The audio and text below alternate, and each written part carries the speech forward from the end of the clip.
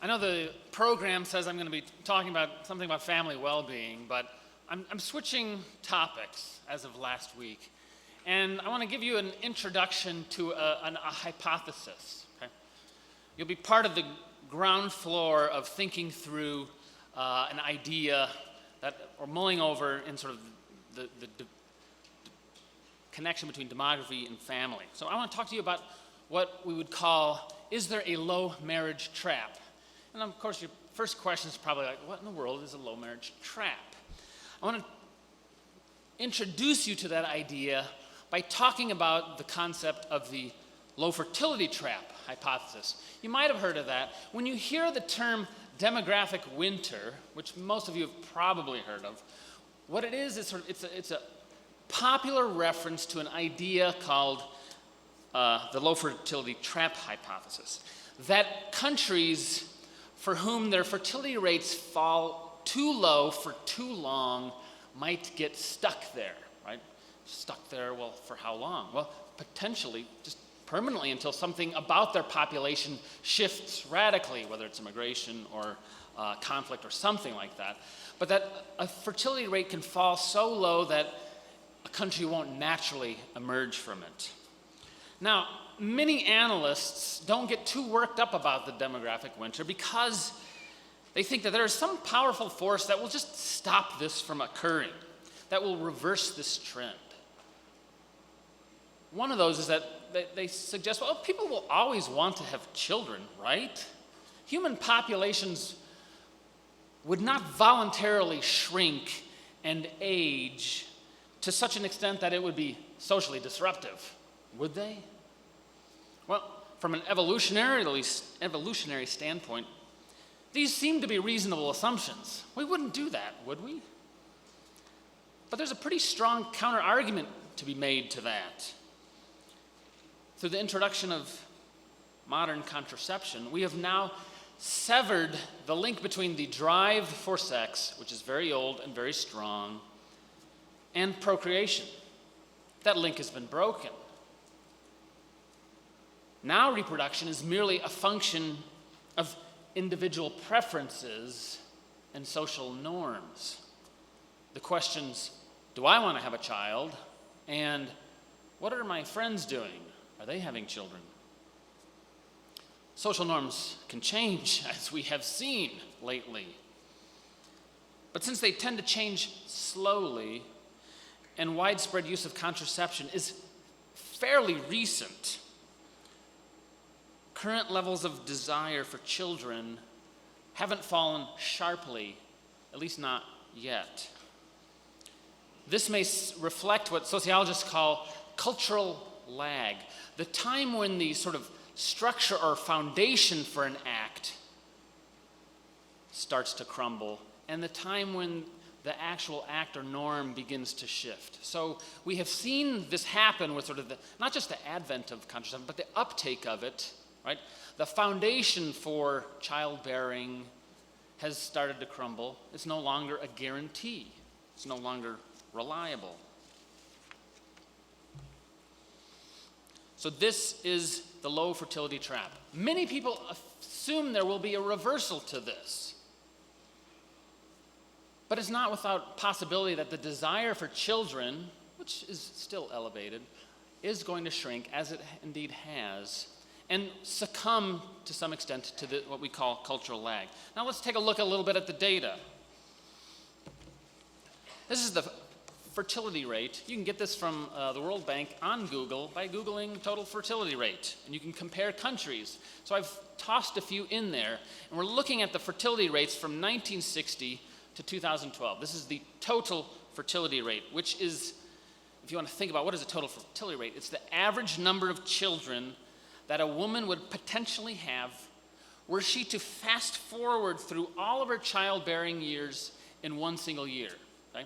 You can kind of think like this is what you might expect a woman in her childbearing years to have across the span of them, right? So if you look here, you see the United States is just under 2. We fluctuate right around 2, right? Replacement is 2.1. But here's some other countries, Italy, Japan, Germany, Korea, Spain, that are clustered, and they're clustered right around 1.2, 1.3, 1.4.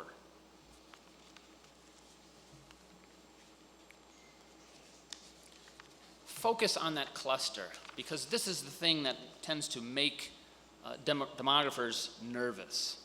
All right, so I was like, let's throw in some other countries. The United States, still where it's at.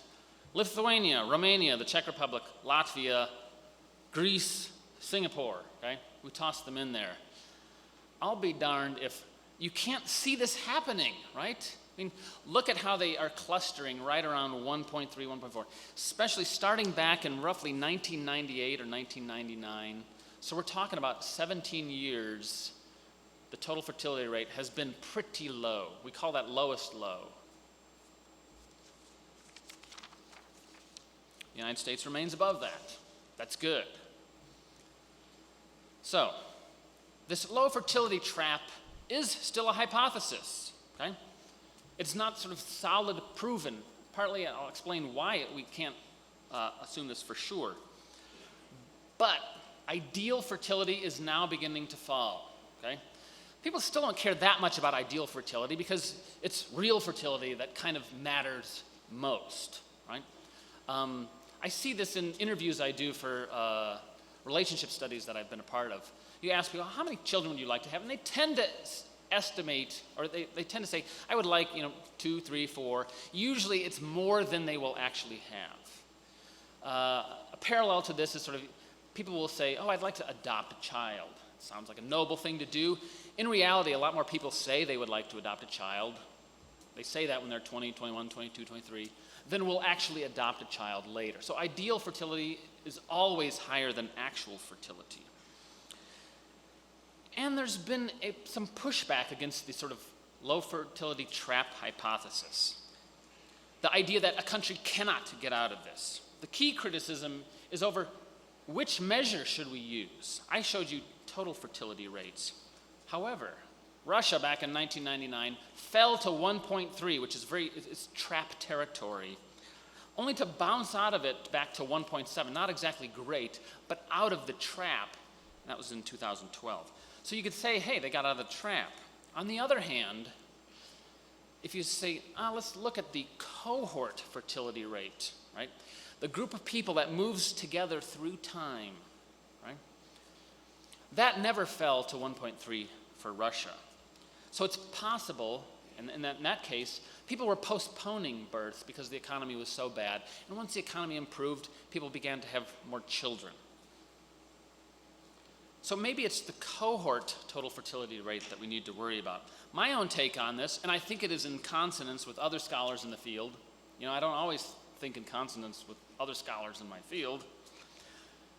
But if only the cohort fertility rate drops into the lowest low fertility zone, and how long does it have to stay there? Well, potentially 25 years, okay? So that people work through an entire sort of fertility career, we call it. Back to that last slide, we've got 17 years at lowest low fertility for several of those countries. So this is the case for countries in East Asia and Southern Europe. Eastern Europe has been bouncing around in there, but not long enough to sort of write them off in terms of the low fertility trap. Some of them, however, are getting close. Now, I didn't really come here to talk about fertility. The question I'm posing is, could there be a low marriage trap, sort of like the low fertility trap? Here are several reasons to think that there could be. I'm also going to pose a few reasons why I'm not sure there is. First of all, marriage is susceptible to social norms, probably more so than even fertility. Sex still makes fertility happen. Sex cannot make marriage happen, right? Marriage is more prone to social norms than fertility is. Plus, we know that fertility is also more susceptible to legislation than marriage. A lot of us have pulled our hair out thinking, how can governments stimulate marriage? A lot of other countries have thought about this too. It is not easy to do. But we also know that it is easier to affect fertility than it is to affect marriage, right? Pro-life laws tend to affect fertility almost directly, sometimes directly. Third, why wouldn't marriage fall in step with declining marriage rates? So we know the marriage rates are declining. Why wouldn't we suspect that ideal marriage, like would you want to marry? Why shouldn't we expect that people's own wishes for this will decline in step with action? We also tend not to consider the effect of divorce in the older generation on the next generation. We often think, oh, this tends to run in families. If your parents got a divorce, your own risk for divorce is increasing. True. But we sometimes fail to remember that if your parents divorce, you're more likely to be marriage skeptical. If you marry, it'll be later on average, and you'll tend to be more skeptical about the institution and not marry at all. Finally, and this relative income hypothesis is pretty important to account for. What affects how a couple decides to marry? It's often their earning power vis-a-vis their sort of material aspirations. People have generally high material aspirations. If a couple's earning power is high relative to their aspirations, meaning they can meet their material aspirations, they're more likely to marry and have children. If their outlook is poor relative to their material aspirations, they tend to feel more pessimistic about marriage and children. This is one of the key reasons why the marriage rate in America is low among the poor and the working classes. They have high material aspirations for marriage. They have low expectations of actually reaching those. So let's look a little bit at the evidence for a possible low marriage trap. This is the percent of women in several countries, we got 7 countries, ages 25 to 29, kind of peak marrying years, who have ever been married, right? It's pretty high for several countries. Russia, Poland, we only have data back to early 2000s. The USA through 2010, it's on a trend down. But I want you to focus on those last 4 countries, those bottom 4, Germany, France, Sweden, and Ireland. Not so much like what number is it, but just the fact that it is clustering, right? They are tightly moving together. We saw that cluster with low fertility.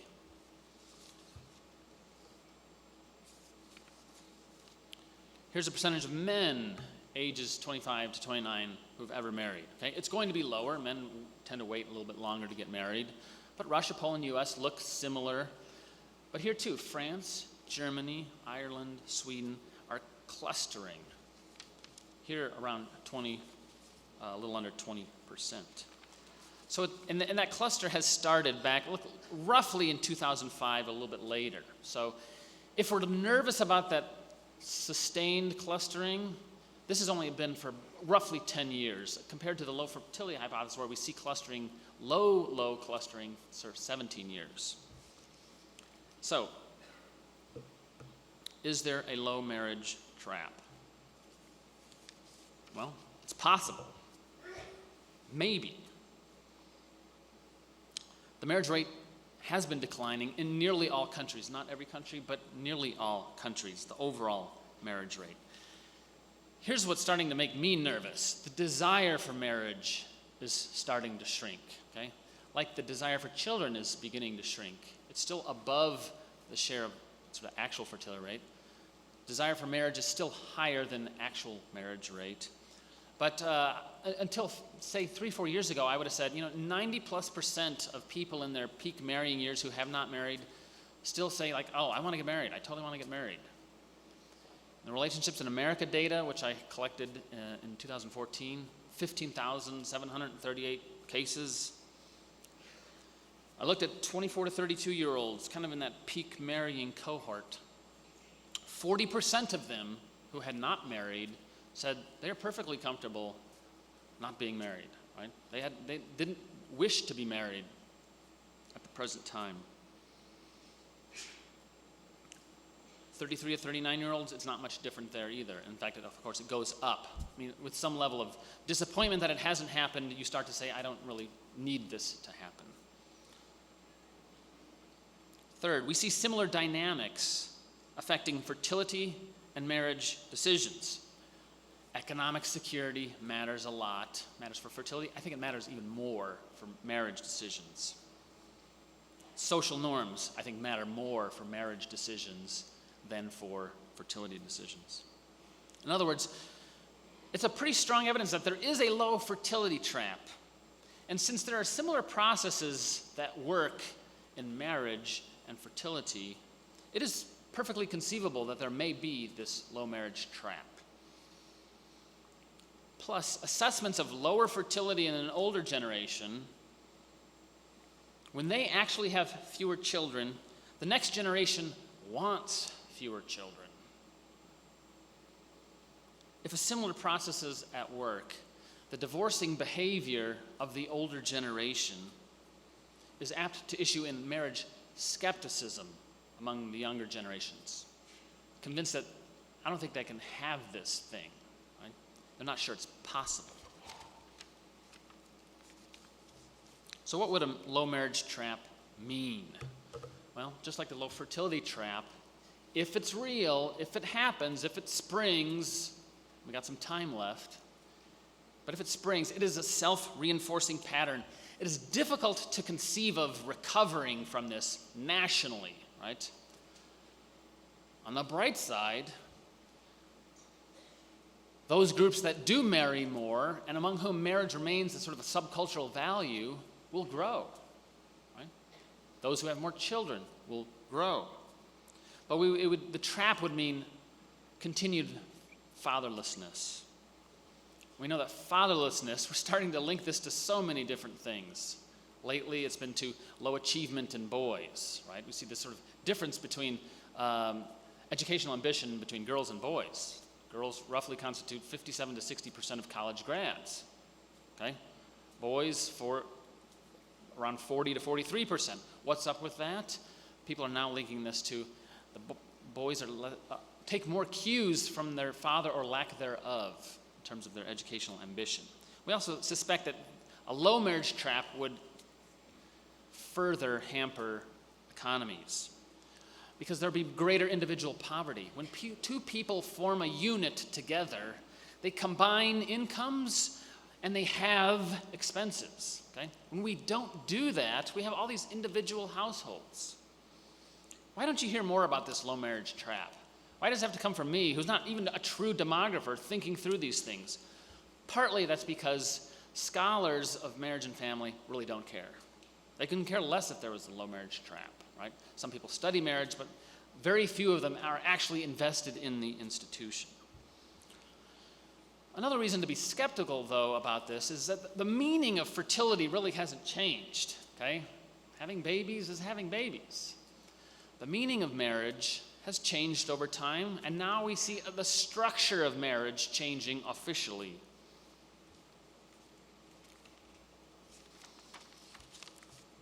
Another reason why the marriage trap might not be as robust is, actually I'll go back to the slide. People can get married far longer than they can have children, right? So if you just wait several years, you'll see the percentage of people marrying increase, right? Whereas fertility, that's a fixed window. On the other hand, I cannot conceive of the median age at marriage rising. Here it's 27 for women and 29 for men. I think the peak that I'm aware of, I think it's Quebec, it's like 32 for women, 34 for men, after peak fertility is already over. But I can't imagine the median age at marriage continuing to rise until it's like 40, right?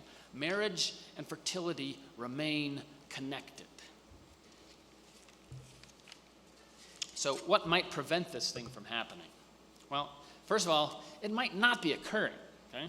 Let's not fear-monger too much. The marriage window is wider, but it will never widen such that the average person is marrying at age 40. This is not going to happen. Can policy prevent it? It's unlikely because we have a hard time stimulating marriage directly. We don't know how to do that. And marriage just doesn't really respond to policy in that way. Some people say same-sex marriage is injecting energy into the institution. People are going to get excited about marriage. You and I both know that that's not going to happen, right? That's just not how things work, okay? Is there going to be a gender role reversal such that women are now asking men to marry them, okay? I first heard of this just the other day. A very liberal friend of mine posed a marriage question to her fiancé. I don't think this is going to catch on, right? The more likely reason is that the marriageability of men is a huge deal. It has always been, it will always be. Unfortunately, men are hamstrung, and this is another hat I wear when I talk about things. Men are hamstrung by easy sexual access. The things that move men towards marriage aren't moving them towards marriage because it doesn't really seem necessary, right? This is maybe why my friend poses marriage to her fiancé. All right. So is there a low marriage trap? Maybe. Do we have to worry about it? Not so much, at least not yet, right? But the low fertility hypothesis is pretty robust. And since those two things are related, it is time to at least be aware that there could be this low marriage trap. Thank you very much.